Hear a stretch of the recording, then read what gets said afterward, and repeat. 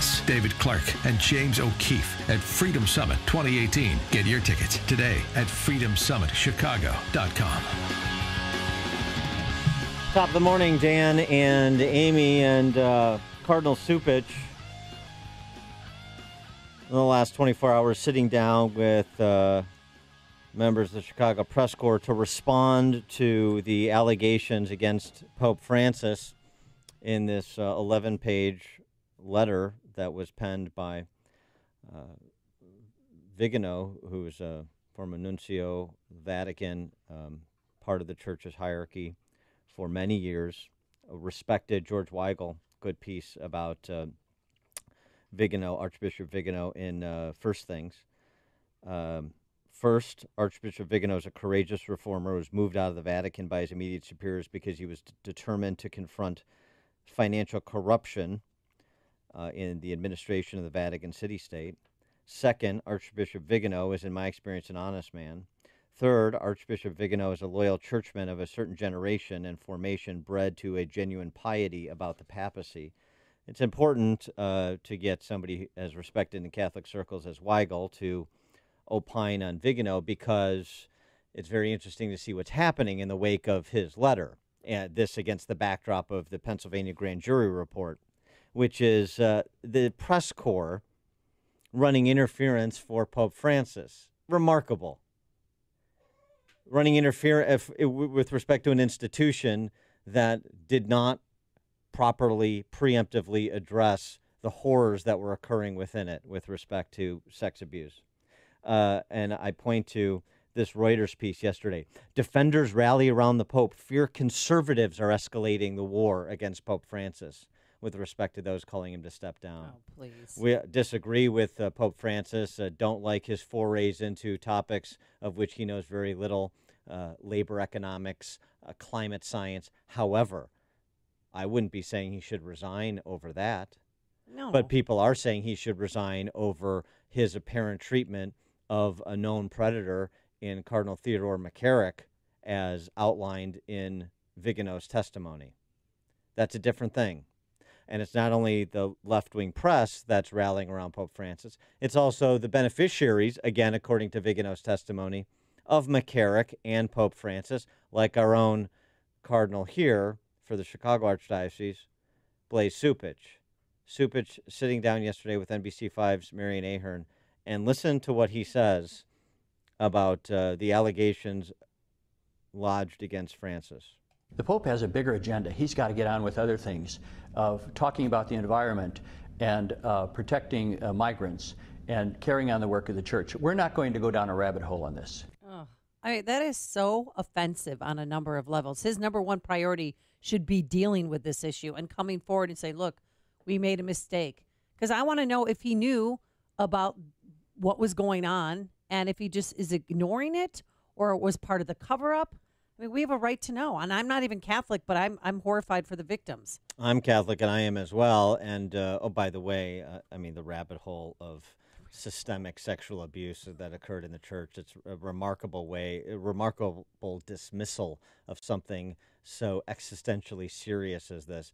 And if Cardinal Supich, since he's full Alice in Wonderland on climate science like Pope Francis, you may want to check out Bjorn Lomberg's piece in the New York Post, today about actual scientists and what they found about the things over which you obsess, the rabbit holes you go down at the expense of the issues you should be confronting.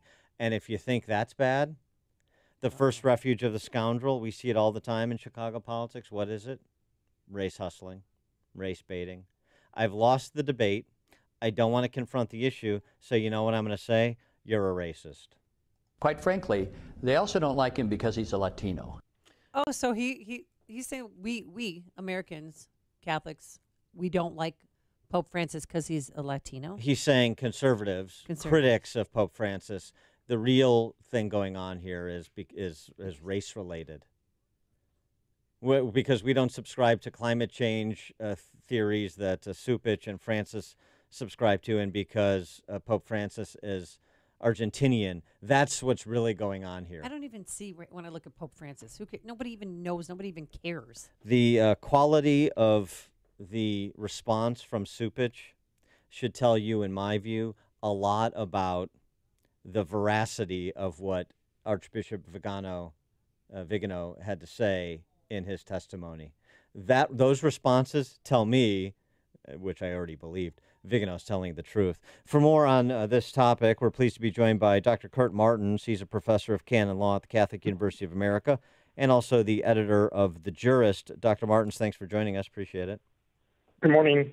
Good morning. So what of these pieces coming out today? I mentioned the Reuters piece about fears that conservatives are escalating some war against Pope Francis.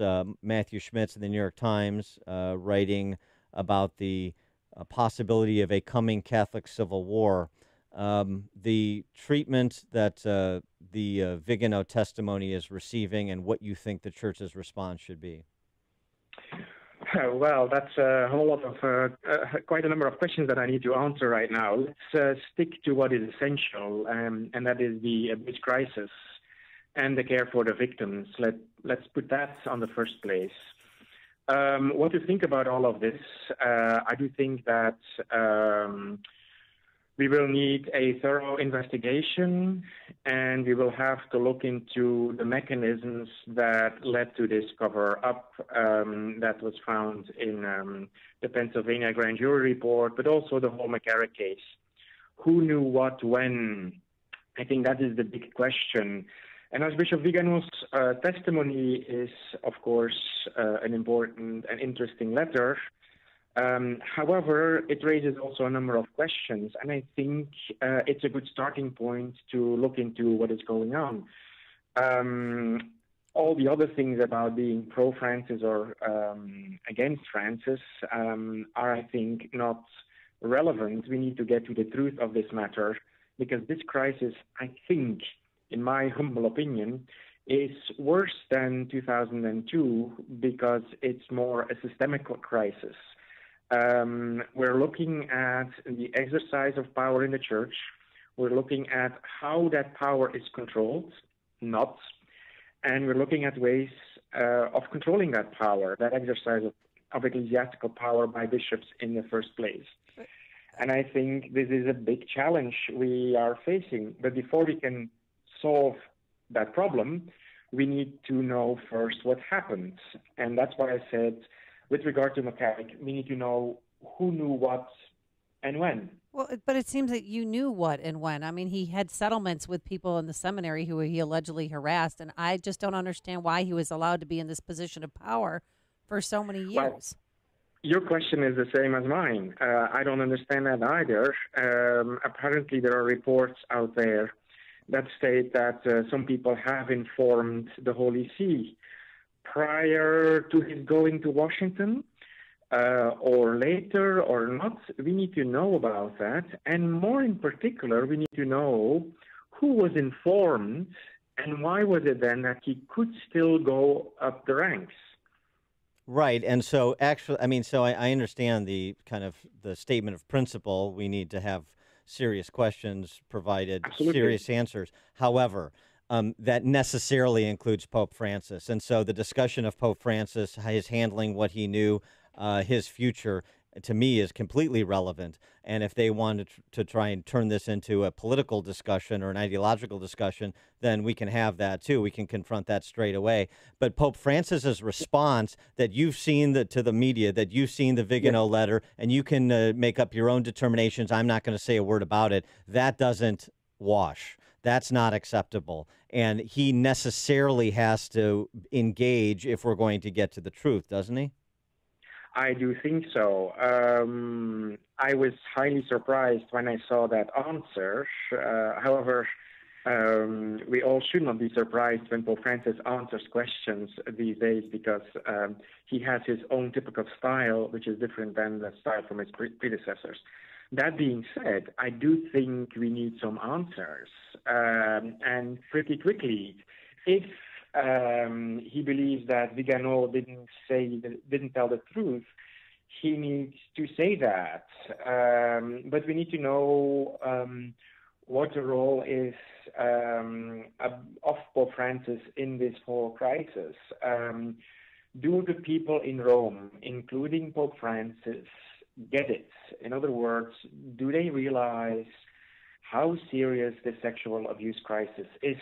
And that do they realize, one of the reasons why I said it is a systemic crisis is, if we do not address this, then it's going to hurt the credibility of the church on other matters of importance, right to life issues, etc., for instance, to name just one. How can we speak credibly about that if we do not address, if we do not protect the most vulnerable that are entrusted to us? I think that is the key issue. And I think Pope Francis will have to give answers about his handling of cases. And he has a little bit of a stormy record when it comes to handling sexual abuse cases. What's your response? You just heard Cardinal Cupich say, the conservatives don't like Pope Francis because he's a Latino. What do you think about him playing the race card as, a way of running interference and taking, deflecting from the real situation here? Well, who am I to judge? I think I think that that is not answering the question. I understand all those remarks, but quite frankly, we have to look at actions and at the content, and I don't think we should. I think we should have the answers to the questions and not deflect from the question. Okay. All right. Well, that's an answer. Dr. Kurt Martens, professor of canon law at the Catholic University of America, also the editor of The Jurist. Dr. Martens, thanks for joining us. Appreciate it. You're most welcome. Thanks. And he joined us on our Turnkey.Pro answer line.